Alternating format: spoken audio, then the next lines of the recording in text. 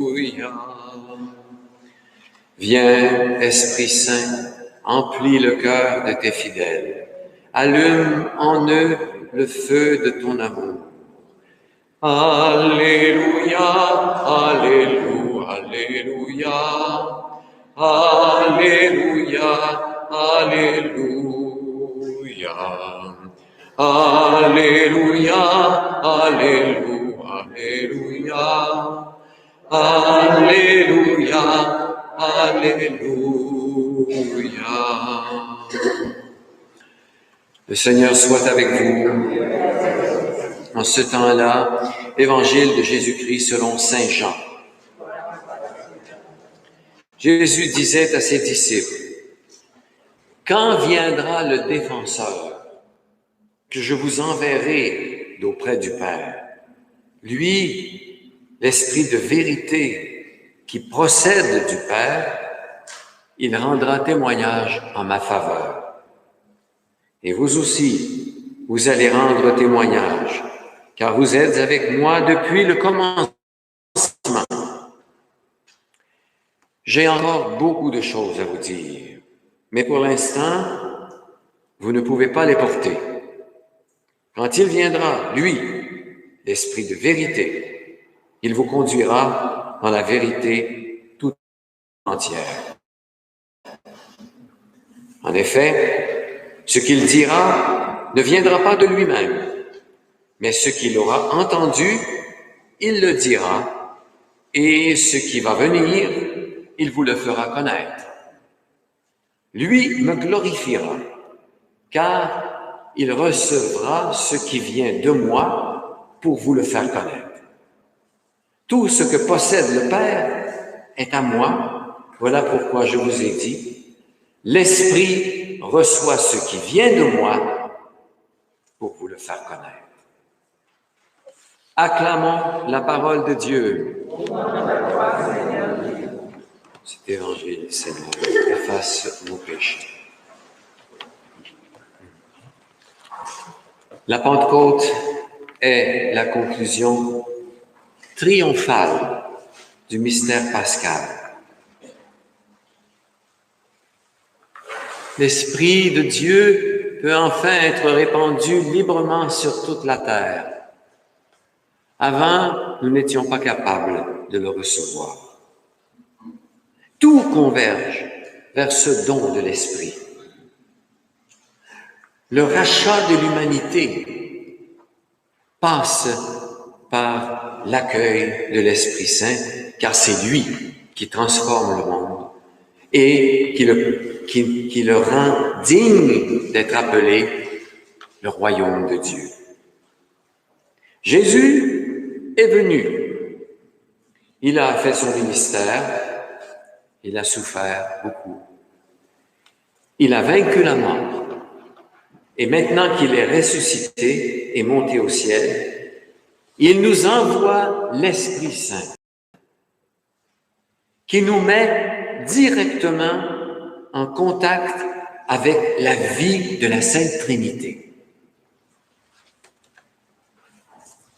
Voyez-vous, l'Esprit Saint, il est entre le Père et le Fils. Il est l'esprit d'amour qui circule entre les deux. L'amour le plus parfait que l'on puisse imaginer. Nous n'étions pas capables de le recevoir.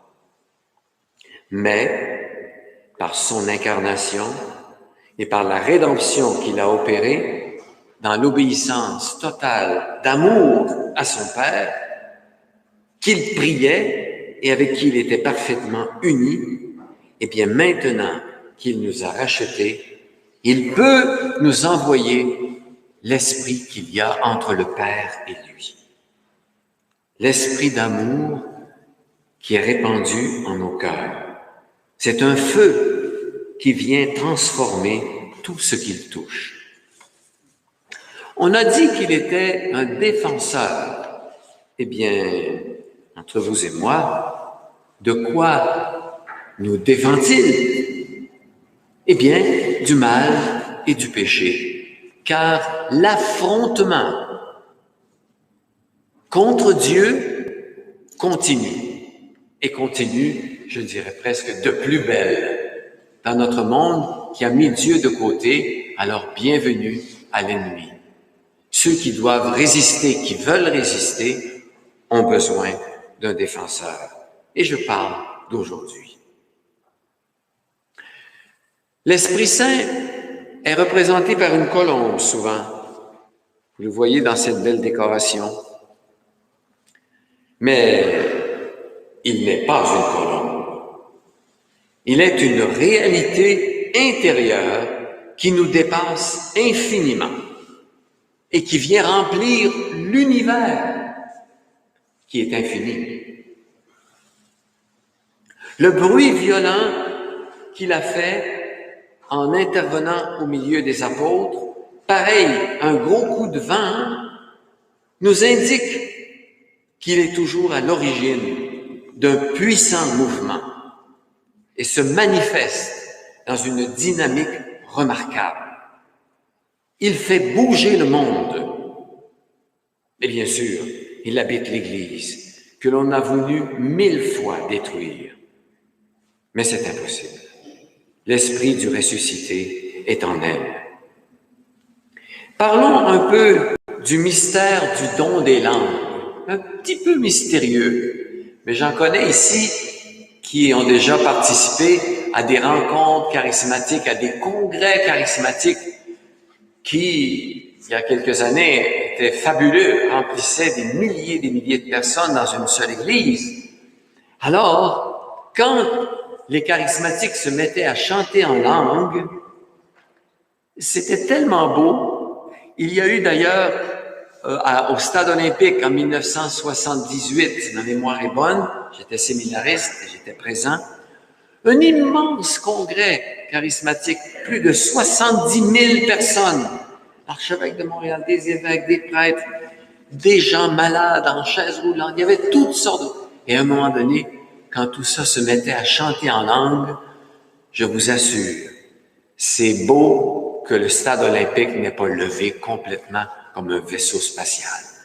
C'était absolument extraordinaire. Alors, quand les apôtres et les disciples se mettent à parler en langue, dans des langues que tout le monde comprend, attendez, est-ce que tout le monde comprend le chant à langue ou si personne ne comprend le chant à langue? Une différence de point de vue, n'est-ce pas? Parce que le chant à langue, ce sont des louanges que l'on veut exprimer à Dieu de toute son âme. Et ça, quand on a l'Esprit Saint en soi, quand on le reçoit, on le comprend. On comprend ces louanges, quel que soit notre dialecte, notre nation. C'est inouï. Ce phénomène-là était donc le phénomène tel que je le comprends du don des langues au début de l'Église. Qu'est-il arrivé? Dans les premières pages de la Bible, on le raconte, lorsque les hommes, qui étaient un seul peuple, qui parlaient une seule langue, ont voulu construire une tour, mais alors là, pas n'importe quelle tour. Une tour qui allait tellement haute qu'ils croyaient être capables de rejoindre le ciel. Vous savez que je parle de la tour de Babel. Alors Dieu a dit, « c'est pas vous qui allez me construire une tour pour me rejoindre. C'est moi qui vais vous rejoindre. Vous ne le pouvez pas. » Et là, il a voulu que les gens aient chacun une langue différente. C'est de là qu'est née toutes les différentes langues des nations. Plus personne ne pouvait travailler avec l'autre. Ils ne se comprenaient pas du tout. Alors, ils ont laissé la tour en plan, sont retournés chacun chez eux et se sont développées les nations avec leurs langues différentes.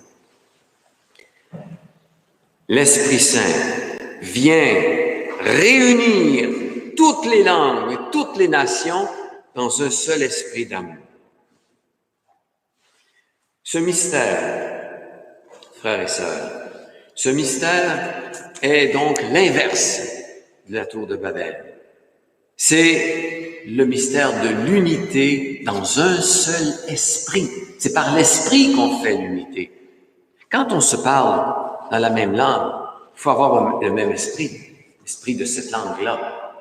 Alors, quand l'Esprit de Dieu nous habite, on peut parler et se faire comprendre par tous ceux qui ont cet esprit. Donc, nous sommes en union avec tous les chrétiens et chrétiennes du monde. C'est extraordinaire. On ne le réalise pas toujours, mais c'est une œuvre qu'aucune force humaine ne pouvait réaliser. Je vous dis, c'est le triomphe du mystère pascal. Et l'Esprit Saint aussi, on le représente sous le symbole du vent. On sait d'où il vient, on sait où il va, en fait dans toutes les directions, partout sur la terre.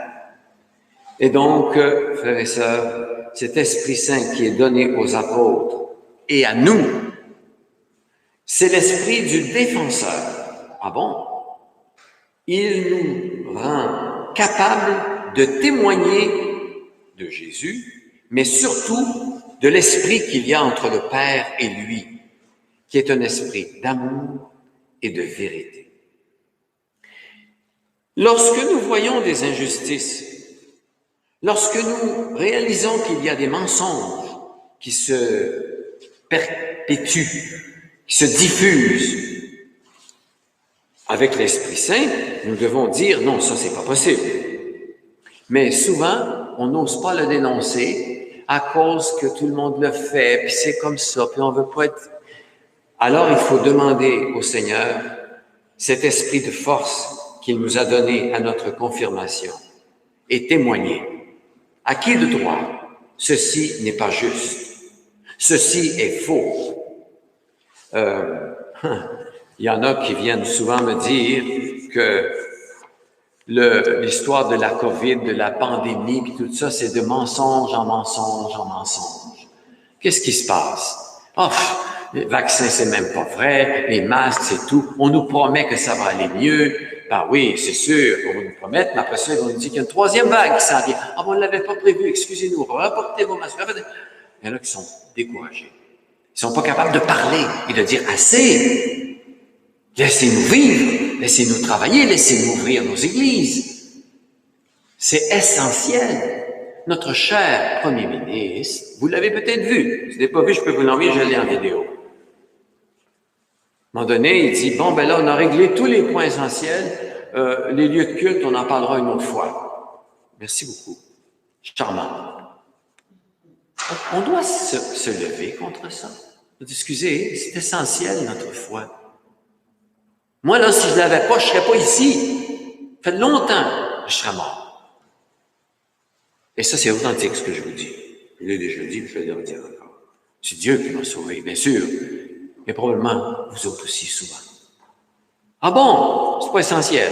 Bon, merci beaucoup. Mensonge. Il faut se lever et le dire. Autour de nous, au moins. On a peur. C'est pas l'Esprit Saint, ça, la peur. Les apôtres avaient peur de sortir du Cénacle. Peur des Romains, peur des Juifs, peur des pharisiens. Quand l'Esprit est venu, ouvrez-moi ça, ces portes-là. Puis ils sont allés au temple, puis ont prêché Jésus ressuscité, puis là on les a arrêtés, on les a mis en prison, ils chantaient en prison.